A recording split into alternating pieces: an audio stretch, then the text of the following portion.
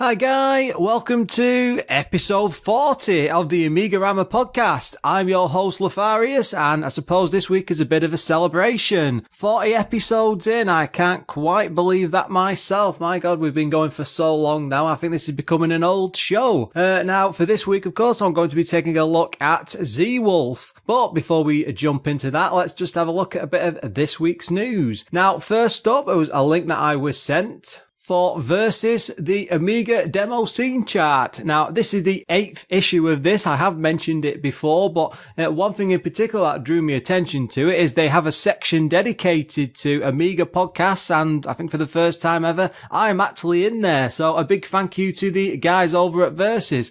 Now, just looking through the issue, I've got a brief breakdown of things they've included. You got things like the return of Amiga Joker magazine. What was dismag.de about? I think that was a huge demo site. Things like best of games is full on like demos and music and all sorts going on in each issue. Now, if you go to their website, you can just download the disc copy to load on a standard Amiga, but there is actually an option to view the entire thing online. So even if you're panicking and thinking, well, I've only got like an emulator or that doesn't work properly, you can actually read it online. So yeah, definitely go and have a look at that. I'm looking forward to future issues.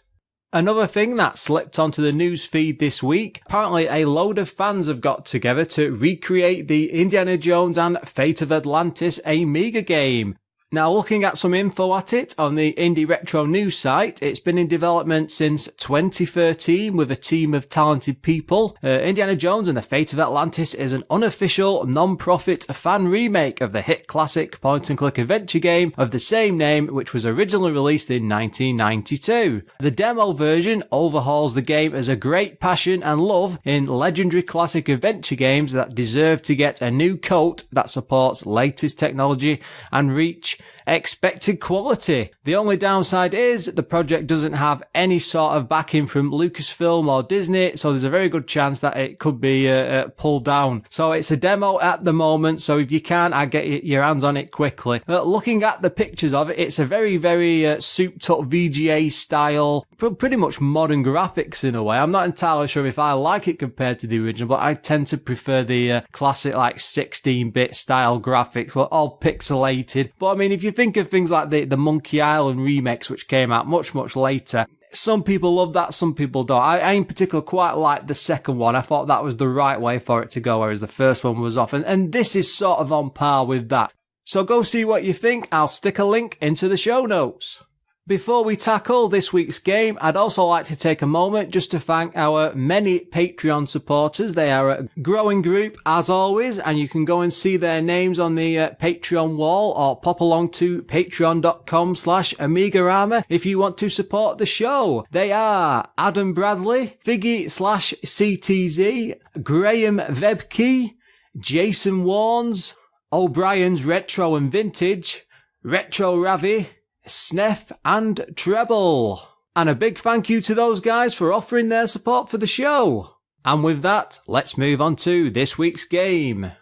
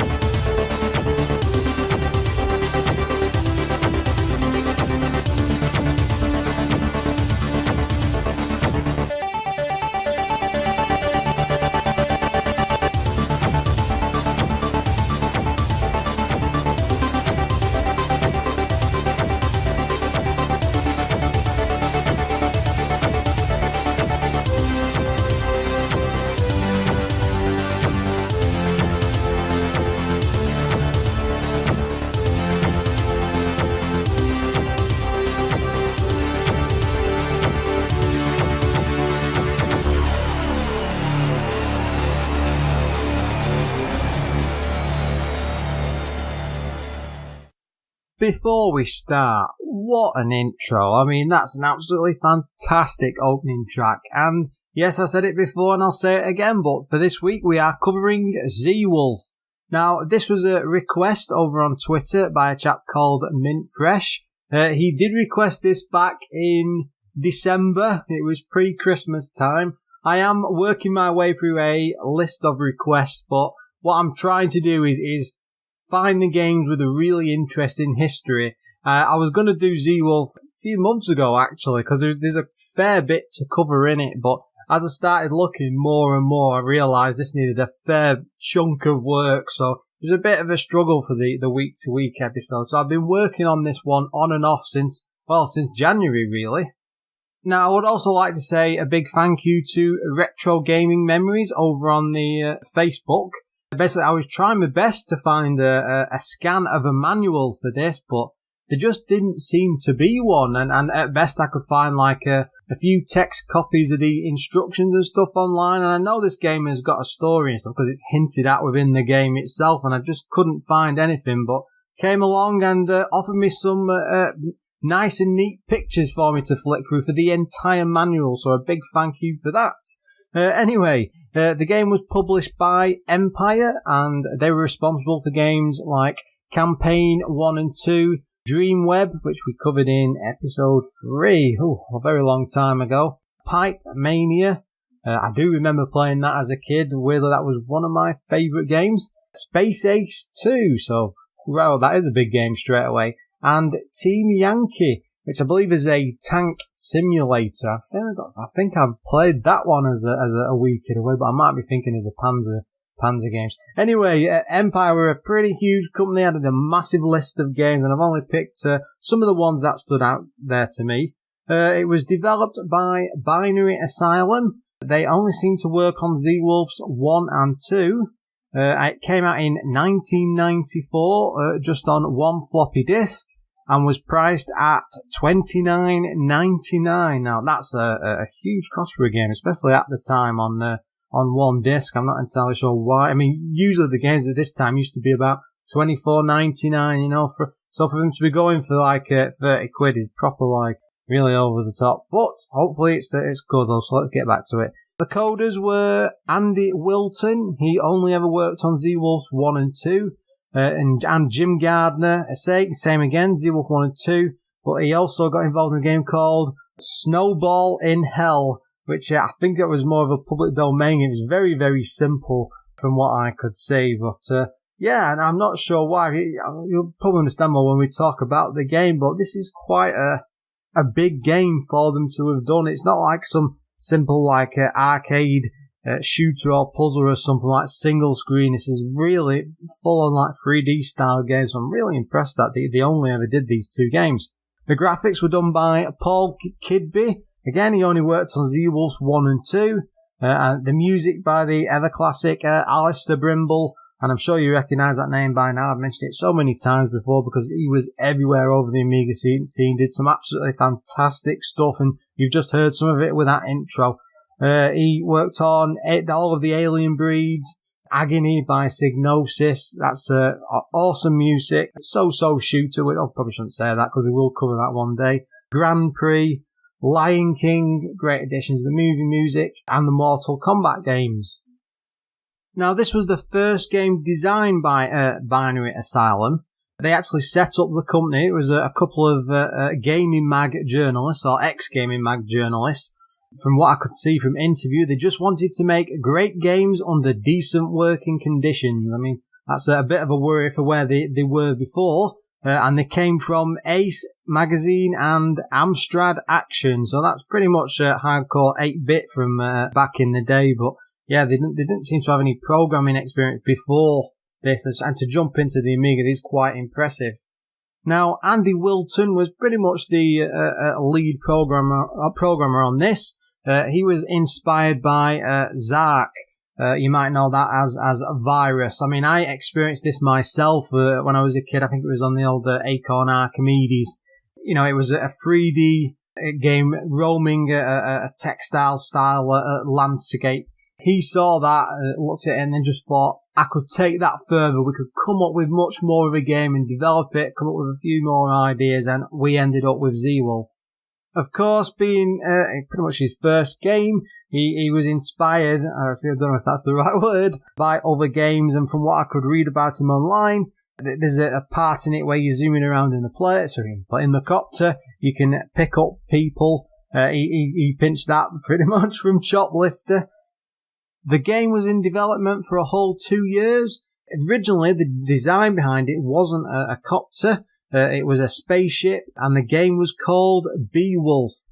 But because of the success of Desert Strike, which we've covered before, it meant that the change was made for financial reasons, and they switched it over to a helicopter and stuff, because at the time there seemed to be a craze for those sort of games, and Desert Strike was making an absolute fortune. I think I said in the other episode, it was at the top of the charts for ages. It was a massive, massive seller. So you've got something like that. You've got a similar looking landscape game, and you just put 2 and 2 together and think, we're going to make some more money if we just change it to a copter. So thumbs up to the guy. He did a very good idea. The game is in a sort of full 3D. I think it's like vector based, so it's not really polygon because it's too early. Because what was it, 94? So maybe bit on the edge there. All the vehicles within the game he designed himself on graph paper, and then did something called, typed in by hand, something called vertex coordinates, which it looks like a math type game. It reminds me in a way of, it's like them frontier style graphics with the big objects in a 3D landscape and stuff. So it's pretty complicated stuff, and there must be some serious mathematics going on in the background. Now, all the terrain in the game, it's land based, and it's all like a flat map on the bottom with the bumps for the hills and stuff. But it was all generated from actual low res maps that they drew from ASCII blocks. Now, that didn't mean anything to me, but I think that's a core basic like programming language from back in the day. And yes, I've said back in the day again, I do remember these things. The buildings throughout the game were all entered exactly the same by hand to generate them on the scenery. The controls within the game were based around another title called Thrust, which is an ancient arcade title where you control the shuttle and you turn it in a direction and you press a button to go up and down. There's a total of 32 missions across the entire game. It sold in total 20,000 copies, which they classed as a solid success. But I mean, at the time, for a huge success, you were looking like 100,000 plus. So this is a pretty good especially for a first game, which would have inspired them to produce a lot more games. Of course, it did lead on to a sequel, and probably the sad thing about this is, I mean, it was produced too late in the Amiga's life. I mean, it took 2 years to make, so it could have come out about 93 if maybe they'd been more experienced or been able to push it onto another big team or something. I'm not sure. But by the time it came out, which was in 94, I mean, the Amiga market was pretty much falling apart. Everything was disappearing. Commodore was like, they'd gone over the hill. They were on the way out. The bankruptcy must have been coming. People knew that Commodore were going. And this really could have been like a blockbuster, a system. So it's that big of a game. There's that much going on with it. There really is, just to look at it, even before we even get to any of the gameplay and stuff later. There's really something different about this compared to your standard games that were out on the Amiga. Now, I said it did have a sequel that pretty much used the same engine. Had someone else come along and then recode part of it, make changes, expand upon it, so extra maps and vehicles and things like that. But at the core, it's pretty much the same game, but they've done a good job. I had a quick play of it. I mean, we'll probably cover that. We won't do it soon, but we'll do it in a future episode. But it's something I do want to go over because there is a big difference. Even though it's using the same engine, there is a big enough difference between the two that it really does feel like a worthy sequel. It was well worth tracking down the manual for Zeewolf because the resulting storyline that comes out of it is actually quite entertaining. And as though I'll explain in a bit, it doesn't really get delved into much within the game itself. It does set the scene. I'll just read it out to you. Zeewolf is set in the future, and due to the polar ice caps melting, the world is now a sorry and very damp place. Ecliptico, a huge corporation, contributed to the disaster by cutting corners simply to make a fast buck. The company hacked down forests, polluted rivers, and dumped toxins all over the place. Eclipto profited from I cannot pronounce that at all. Profited from every global disaster and channeled the profit into building a corporation with more military power and global influence than any superpower. That sounds very similar to things going on today. Anyway, Zenith Research, a rival but smaller corporation, has cracked the secret of fusion power and created a reactor that produces plentiful, cheap energy with no harmful byproducts. With this power, the world could be put back to rights once more, but Eclipto has stolen the plans and is intent on monopolising fusion power for itself. The only chance for Zenith is to get its plans back is to use its new helicopter gunship, codenamed Zeewolf. There are only a few prototype units of the Zeewolf, and the only available pilots are highly paid mercenaries, prepared to risk their lives for huge amounts of cash. For Earth's sake, and for the good of your bank balance, you play the part of one of these mercenaries, and it's your job to fly the Zeewolf into battle against Ecliptico. Ooh, what a story. That's a couple of tongue twisters in there. I almost knocked myself out a few times trying to get my mouth to work around them. Right. If you've never seen Zarch or Virus before, the environment is like a 3D patchwork terrain, and in that sense, it's very square on the floor. You can see things like cement, almost, field, green and browns and yellow ground, water effects. It's a very simplistic 3D environment, so you can see buildings on there and the actual copter itself. You're also presented with a few things dotted across. There's a mini-map up to the top left, which shows where you are, surrounding things like enemies and what you're aiming for. Nice, simple cursor. Things like a fuel bar, armor bar, money, lives, hostages. I almost forgot what I was going to say then. You can also press enter to see a blown-up version of the map, which sort of reverses the view that you've got in a very, very clever way, because it shrinks the actual gameplay that's going on into the top corner. So you can be flying around and playing the ground and looking at the full-on map whilst you work out what you're doing, which is very, very odd for an action game, but it's a very, very clever effect. And whenever I was playing it didn't slow down in any way, shape or form. It just works side by side, and it had added a whole new element to the game. If you want to, you can actually play the entire game like this. I mean, it's a bit clunky. You can just about work out what's going on, but the view isn't too small that it becomes impossible to play like that. But it'd be very odd, I think, to try it like that. But it might maybe add something to longevity to the game, I suppose. If you came back, it'd be more challenging to play it like that. Now, the copter itself you can control it with a mouse or a joystick. I prefer the joystick. It's very odd how it controls. It felt to me like the copter was sat on a coin and it was spinning around the coin with the gravity.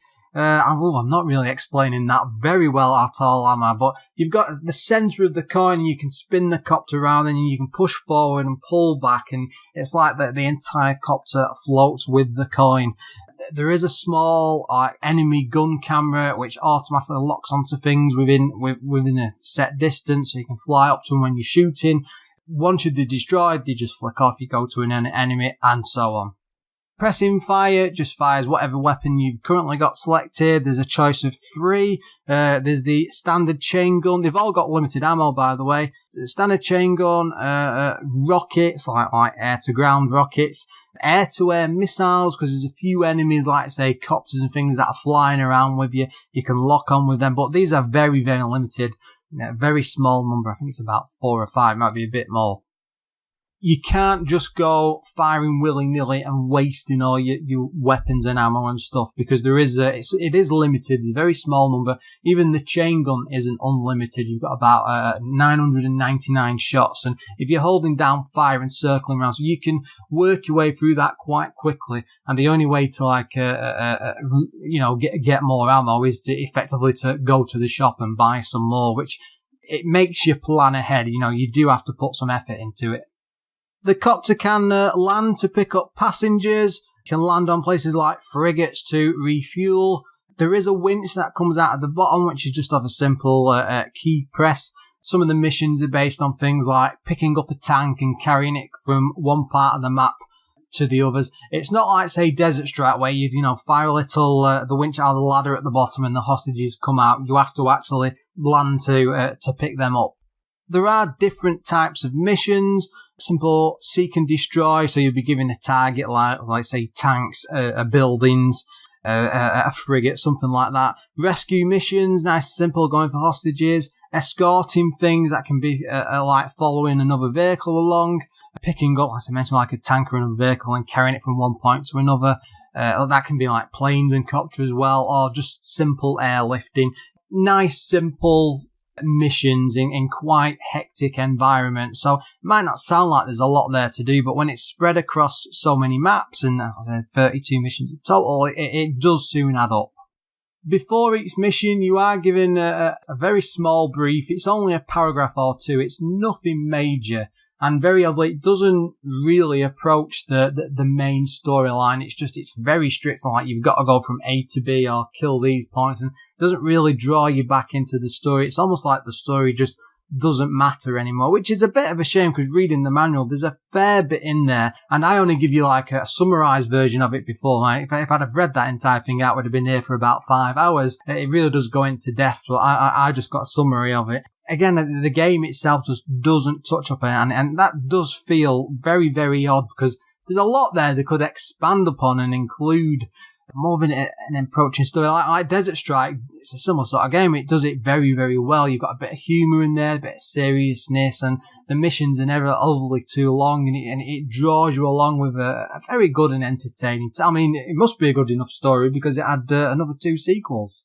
One of the most impressive things I thought is the size of the maps. I mean, it's usually over like it's a huge landscape with several islands, and there'll be like the ocean there and mini lakes in the middle. And they are actually quite big, and you can do a lot of exploring and go from island to island, and the mission areas might be quite close to one another, or they could be completely from opposite sides of the maps, and it can take a good bit of time to fly from point to point, and there is a lot of action going on with them, but at the same time, the fuel and the weapons are limited, so you've got to be really careful what you do. You can't go overboard, and there's initial sort of, you have to take time, you need to explore, and to be honest, you're best sacrificing a life, or maybe, making note of the password and stuff to come back later, because it really does benefit you to learn the landscapes, the maps, properly, and take your time, and not just go flying in first, or like a crazy action like, say, that you get in Desert Strike.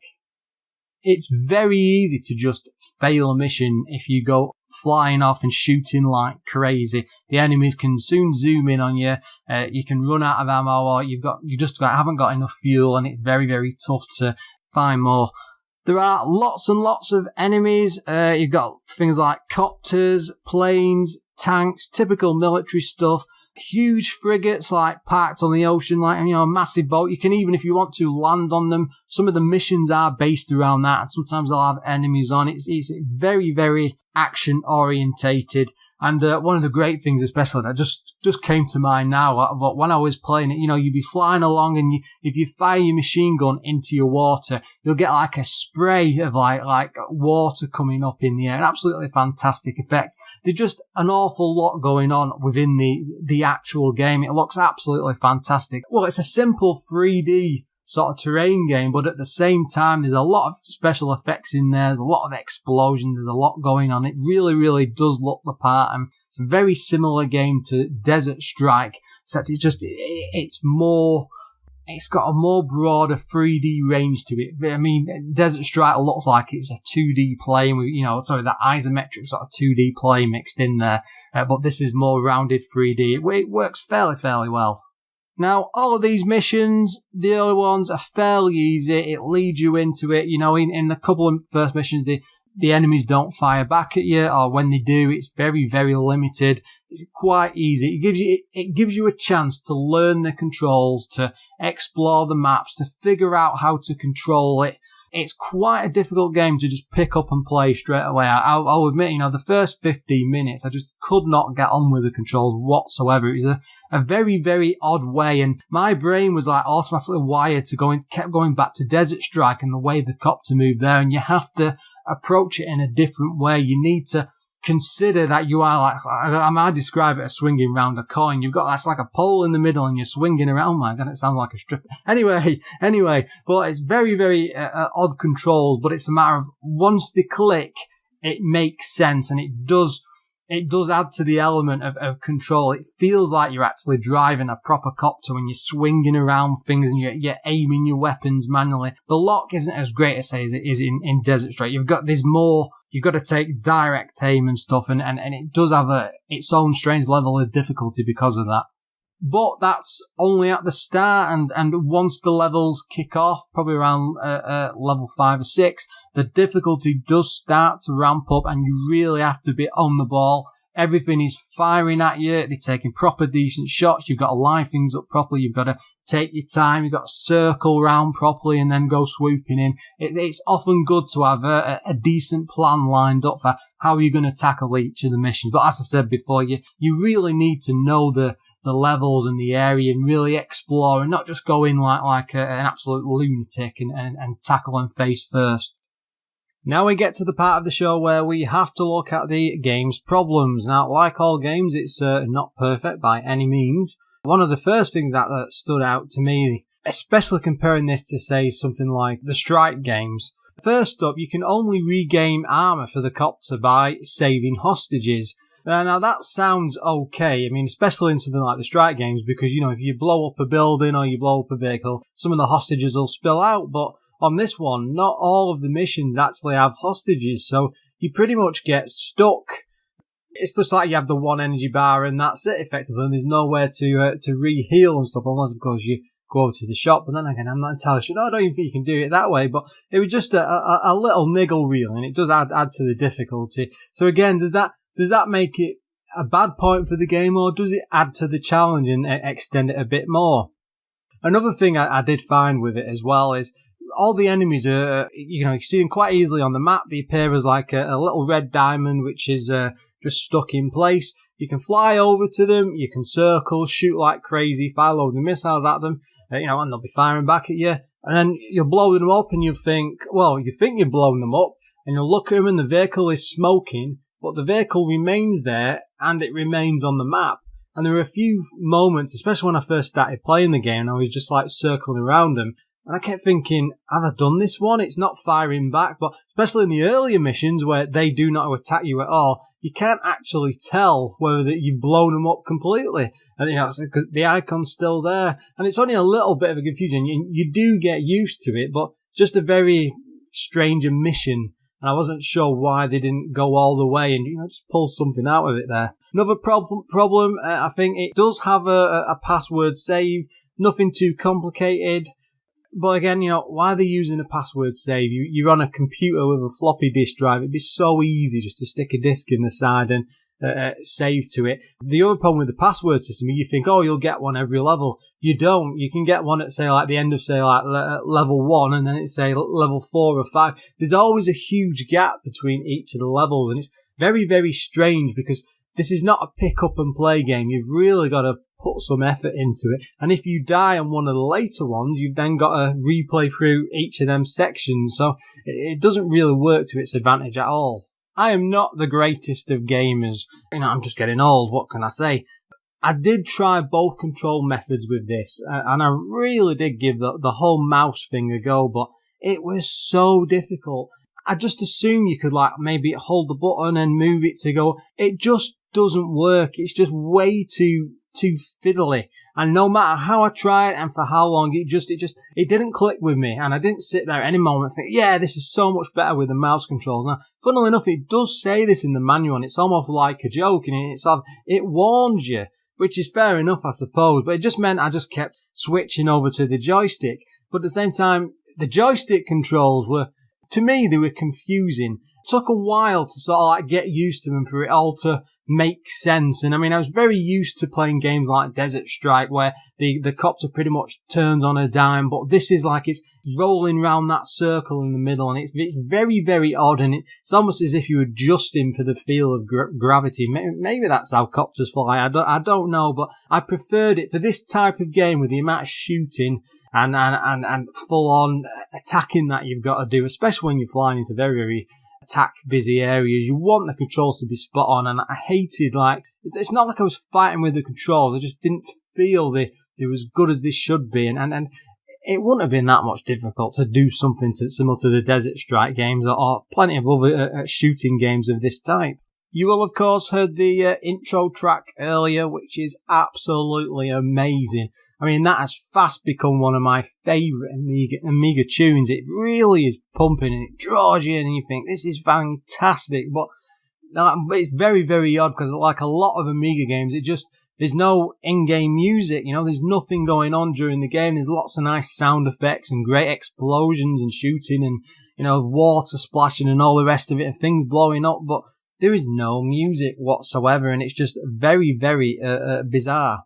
I would find out of all the problems I had with it as well. I mean, I did try this on across my own Amiga, my own Amiga 1200. Tried it across several emulators because I always try and do proper capture footage on my PC. But I try the different versions. I try it on a 500, a 600, a 1200, and a souped up 1200 as well. But on the A500, it's playable in the sense that it will load on a standard system, but my God, it's like frame by frame. It's really, really slow. And you can play it just about, but it's almost unplayable. It's too slow.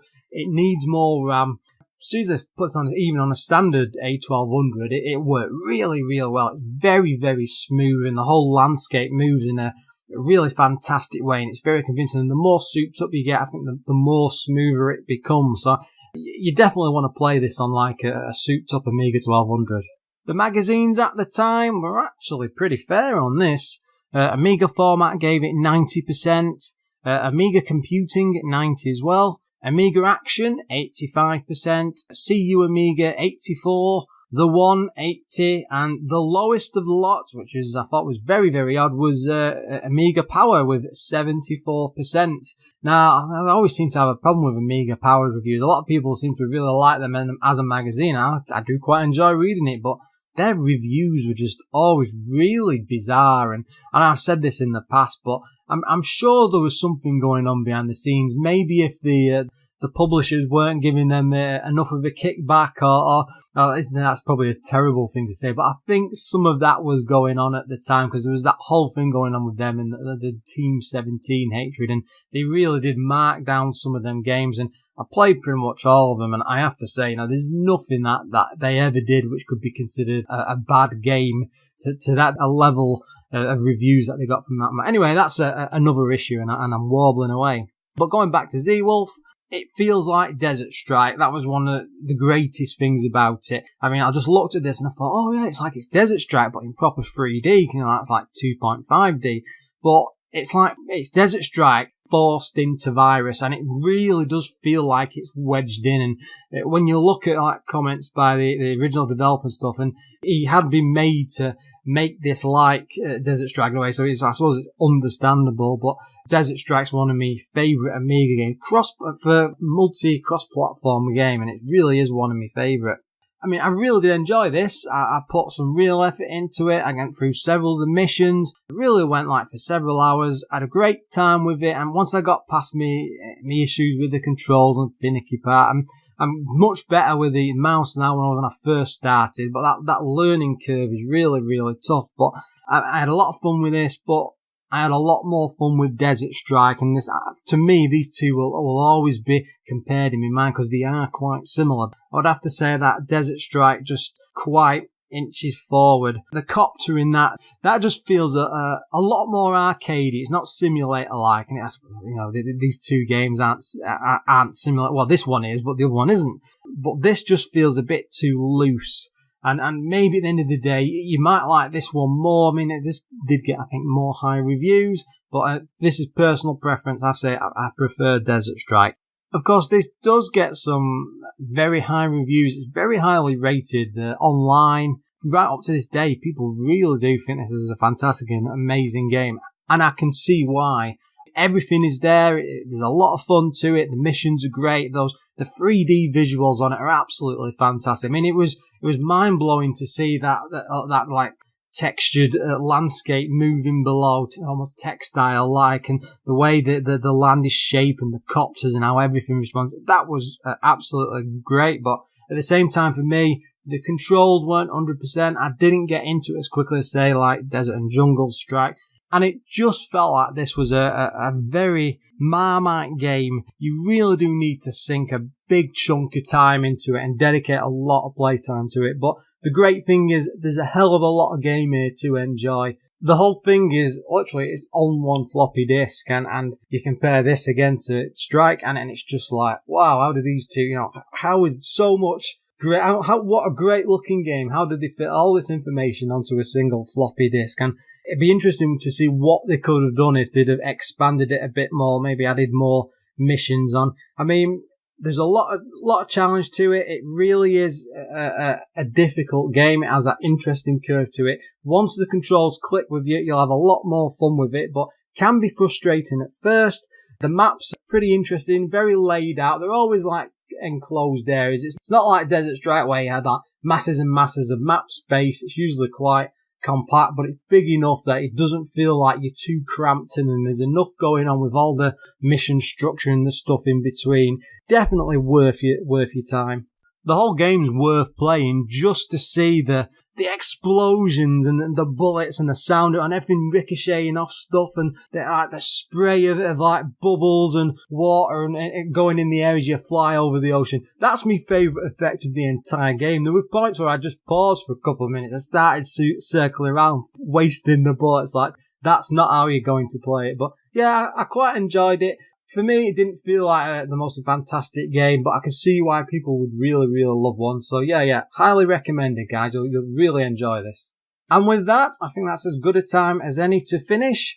If you've enjoyed this week's show, you can pop along to AMIGArama.com or drop me an email on Lorfarius@AMIGArama.com. I'm always in need of comments and emails and stuff to keep me going. I'm still trying to do like a letter section. I'm sure some of you got some like Amiga starter stories, or you've even played this game. I'll read them out on there. We can maybe have a bit of discussion going back and forth. I'd want you guys to get more involved, because I'm sure it's just me sitting there, and I'm sure some of you sat there probably disagreeing with me and going, oh my God, he's just said this about Zeewolf. That's terrible. Let me know. I'll get back to you. Worst case scenario, come over to Twitter and have a bit of an argument with me on there. It's @AMIGArama pod. Or you can pop along to the Facebook page, which is facebook.com/AMIGArama. Until next time, guys.